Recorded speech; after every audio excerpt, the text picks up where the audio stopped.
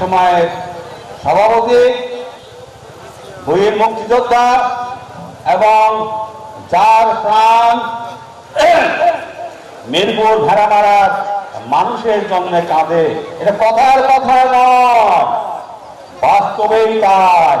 উনি সবসময় মিরপুর ভেড়ামারার জনগণের জন্য অহর্নিশি অনেক চিন্তা করেন। তার একটি ছোট্ট উদাহরণ দিয়ে আমি উদ্বোধন করব। তার কারণ হচ্ছে এই, মানুষ ক্ষমতায় যাওয়ার আগে কিন্তু কোনো কাজ করে না। আজ কয়েকদিন পূর্বে ওনার গাড়ির ভিতরে আমি ছিলাম। তারা এই প্যান্ডেলের ভিতরে এবং কাছে চলে আসুন।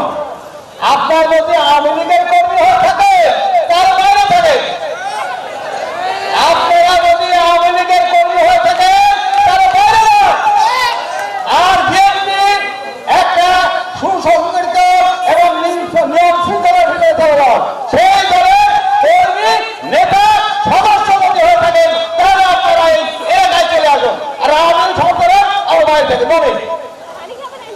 বিসমিল্লাহির রহমানির রহিম। আজকের এই আমরা ইউনিয়নের দিবসিক সম্মেলনের সম্মানিত সভাপতি এবং মঞ্চে উপস্থিত মিরপুর ভেড়ামারা থেকে বারবার নির্বাচিত এবং এক কথায় এক নামে মিরপুর ভেড়ামারার এমপি হিসাবে যার পরিচয়, যত এই 2 নম্বর এমপি যারা হয়েছে তাদেরকেও এমপি বলে না, এমপি বলে শহীদুল ইসলামকে। এবং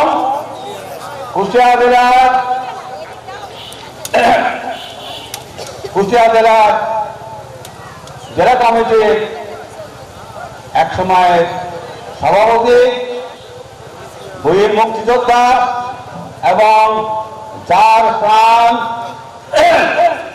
মিরপুর ভেড়ামারার মানুষের জন্য কাঁদে, এটা কথার কথা নয়, বাস্তবেই তাই। উনি সবসময় মিরপুর ভেড়ামারার জনগণের জন্য অহর্নিশি অনেক চিন্তা করেন। তার একটি ছোট্ট উদাহরণ দিয়ে আমি উদ্বোধন করব। তার কারণ হচ্ছে এই, মানুষ ক্ষমতায় যাওয়ার আগে কিন্তু কোনো কাজ করে না। আজ কয়েকদিন পূর্বে ওনার গাড়ির ভিতরে আমি ছিলাম। মালিহাটে একটা প্রোগ্রামে যাওয়ার সময় উনি বললেন, ওই গাড়ির ভিতর যারা নেতা যারা ছিলেন তাদেরকে বললেন, মিরপুরের কোন কোন রাস্তা এখনো হচ্ছে ইনকমপ্লিট আছে এবং ওর হচ্ছে ওই নাম্বার, এই নাম্বারটা তোমরা আমাকে দাও। তা আমরা বললাম, ভাই এই নাম্বার আর কি করবে?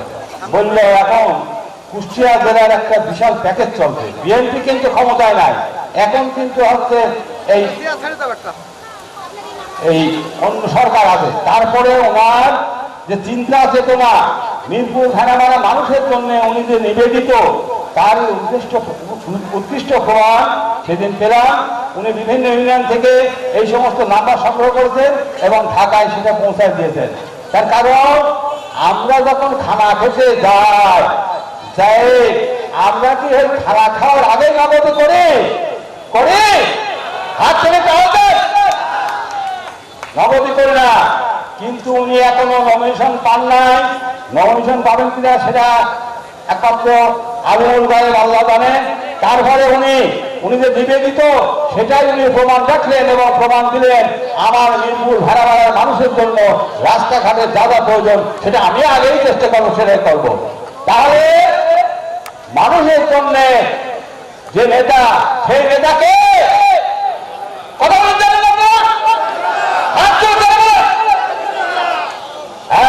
বলে 17 বছর তো চলে গেছে, 6 বছর তো আপনার ভারত চলতে গেছে, প্রাণ খুলে কথা বলতে পারছেন। 4 দোকানে দিতে এক কাপ চা খাতে পারে না, বাজারে এক দোকানে বসে সেই দোকানে চাই দিতে, বাড়ির সঙ্গে পুলিশ এইরকম বিএনপির একটা সাধারণ কর্মীকে তারা হচ্ছে আওয়ামী লীগের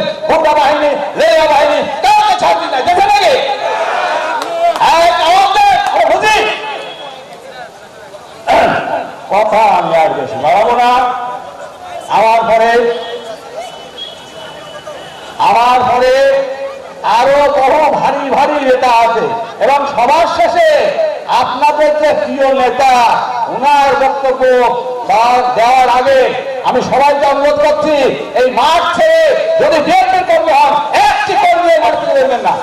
ওনার কথা শেষ হওয়ার পরে তারপরে আপনারা যাবেন যদি আপনারা বিএনপিকে ভালোবাসেন।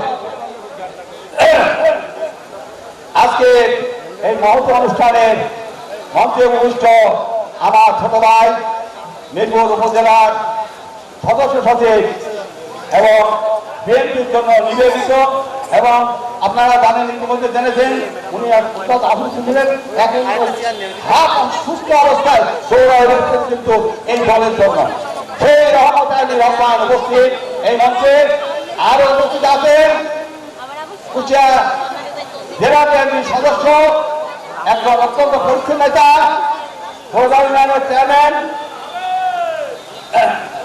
আব্দুল কুদ্দুস সুলতান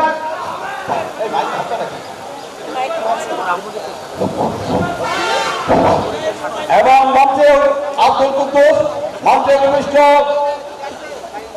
এবং তিনি শুধু জেলা বিএনপির সদস্যই না আমরা ইতিমধ্যে সম্মেলন করে তারা ফৌজদার ইউনিয়নে তাকে ইউনিয়ন কমিটির সভাপতি মনোনীত করেছে এবং মঞ্চে উপবিষ্ট জেলা বিএনপির সদস্য আমার ভাতিজা পৌর বিএনপির আহ্বায়ক কিন্তু পৌর বিএনপির আহ্বায়ক হলে কি হবে সারা মিরপুর থানা বেশি সারা মিরপুর থানায় আনাচে কারাতে দলের খুব দিনে যে সব সার্ভিস দিয়েছে এখনই দিয়ে যাচ্ছে সেই পরীক্ষা নেতা আমার ভাতিজা আব্দুল রশিদ মঞ্চে উপবিষ্ট মিরপুর উপজেলা বিএনপির সিনিয়র সভাপতি মাহমুদুল হাসান বড় ইউনিয়নের সভাপতি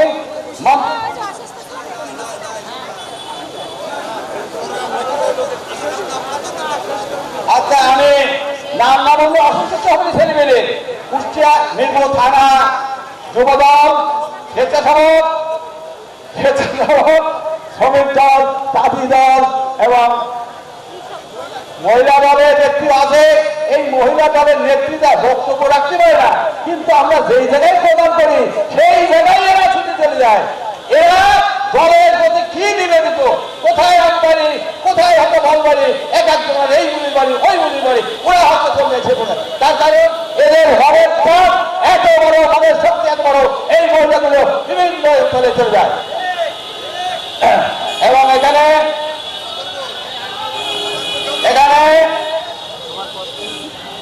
এখানে আরো যারা আছেন আমার সামনে বসা আমরা পার্শ্ববর্তী গ্রাম থেকে আগত বিএনপি নেতা কর্মীরা আসসালামু আলাইকুম।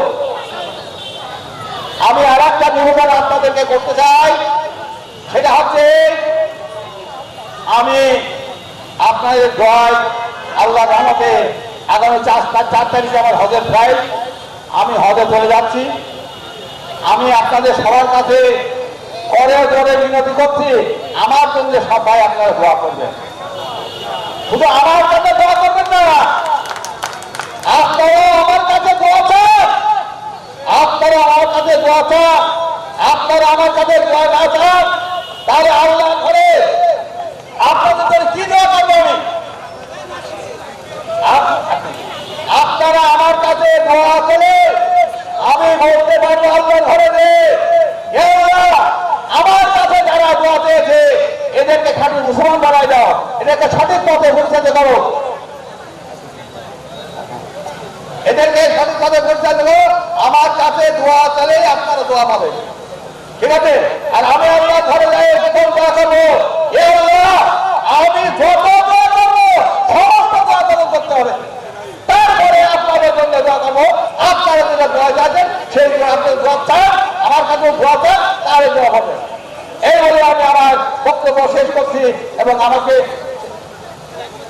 আমি পরিশেষে যেহেতু এই অনুষ্ঠানে আমাকে উদ্বোধক ঘোষণা করা হয়েছে আমি এই আমরা ইউনিয়নের শুভ উদ্বোধন ঘোষণা করছি।